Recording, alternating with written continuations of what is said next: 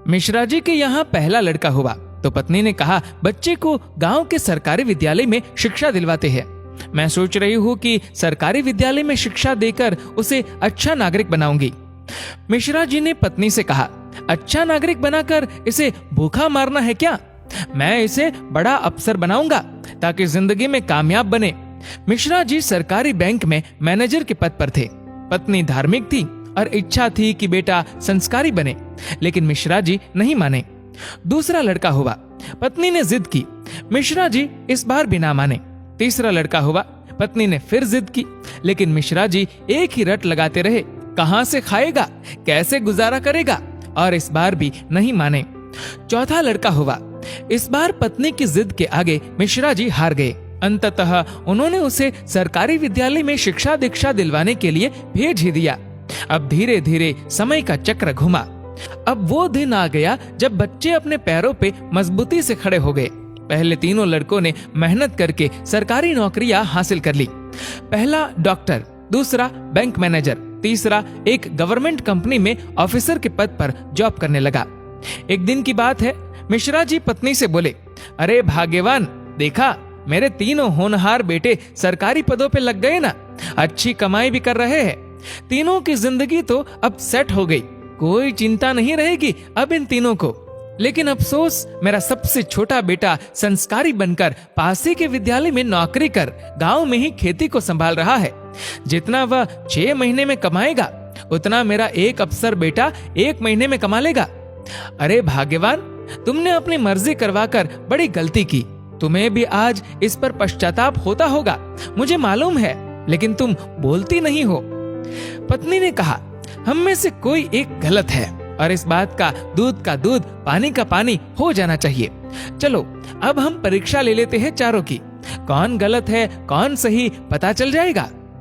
दूसरे दिन शाम के वक्त पत्नी बाल बिखरा अपनी साड़ी का पल्लू फाड़कर और चेहरे पर 1-2 नाखून के निशान मारकर आंगन में बैठ गई और पतिदेव को अंदर कमरे में छिपा दिया। बड़ा बेटा आया, पूछा, मम्मी क्या हुआ? जवाब दिया, तुम्हारे पापा ने मारा है। पहला बेटा बोला, बुढ़ा सठिया गया है क्या? कहाँ है, बुलाओ। मम्मी ने कहा, वो घर पर नहीं है, बाहर गए हैं। पहला बेटा बोला, आए तो मुझे बुला लेना, मैं कमरे में हूँ, मेरा खाना निकाल दो, मुझे भूख लगी है। ये कहकर कमरे में चला गया। दूसरा बेटा आया, पूछा तो मम्मी ने वही जवाब दिया। दूसरा बेटा बोला, क्या पगला गए हैं इस बुढ़ापे में? उनसे कहना चुपचाप अपनी बची कुची जिंदगी गुजार ले। आए तो मुझे बुला लेना, और मैं खाना खाकर आया हूँ, सोना है मुझे। अगर आए तो मुझे अभी मत जगाना, सुबह खबर लेता हूँ उनकी। ये कहकर वो भी अपने कमरे में चला गया। तीसरा बेटा आया। वजह पता चलते ही वो तो आग बबूला हो गया। इस बुढ़ापे में अपनी औलादों के हाथ से जूते खाने वाले काम कर रहे हैं। इस बेटे ने तो मर्यादा की सारी हदें पार कर दी। ये कहकर अपने कमरे में चला गया। मिश्रा जी अंदर बैठे बैठे सारी बातें सुन रहे थे। ऐसा लग रहा था कि जैसे उनके पैरों के नीचे से जमीन खिसक गई हो और उनके आंसू नहीं रुक रहे थे। किस तरह इन बच्चों के लिए दिन रात मेहनत करके इन्हें पाला पोसा, बड़ा आदमी बनाया, जिनकी तमाम गलतियों को मैंने नजरअंदाज करके आगे बढ़ाया, और ये ऐसा बर्ताव अब तो बर्दाश्त ही नहीं हो रहा। इतने में चौथा बेटा घर में ओम ओम ओम करते हुए अंदर आया। माँ को इस हाल में देखा तो भागते हुए आया। पूछा तो माँ ने अब गंदे गंदे शब्दों में अपने पति को बुरा भला कहा।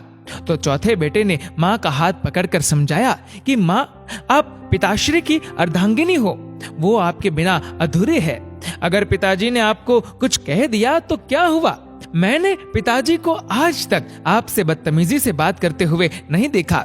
वो आपसे हमेशा प्रेम से बातें करते हैं। जिन्होंने इतनी सारी खुशियां दी, आज नाराजगी से पेश आए तो क्या हुआ? हो सकता है आज उनको किसी बात को लेकर चिंता रही हो ना हो माँ, आपसे कहीं गलती जरूर हुई होगी। पिताजी आपका कितना ख्याल रखते हैं, याद है ना आपको? 6 साल पहले जब आपका स्वास्थ्य ठीक नहीं था तो पिताजी ने कितने दिनों तक आपकी सेवा की थी। वही भोजन बनाते थे, घर का सारा काम करते थे, कपड़े धोते थे। तब आपने फोन करके मुझे सूचना दी थी कि मैं संसार की सबसे भाग्यशाली औरत हूँ। तुम्हारे पिताजी मेरा बहुत ख्याल रखते हैं। इतना सुनते ही माँ बेटे को गले लगाकर फफक फफक कर रोने लगी। मिश्रा जी आंखों में आंसू लिए सामने खड़े थे। अब बताइए क्या कहेंगे आप मेरे फैसले पर? पत्नी ने मिश्रा जी से पूछा। मिश्रा जी ने तुरंत अपने बेटे को गले लगा लिया। मिश्रा जी की धर्म पत्नी ने कहा, यह शिक्षा इंग्लिश मीडियम स्कूलों में नहीं दी जाती।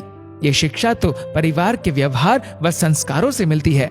अब मिश्रा जी को एहसास हुआ, जिन बच्चों पर लाखों खर्च करके डिग्रियां दिलाई वे सब तो नकली निकले।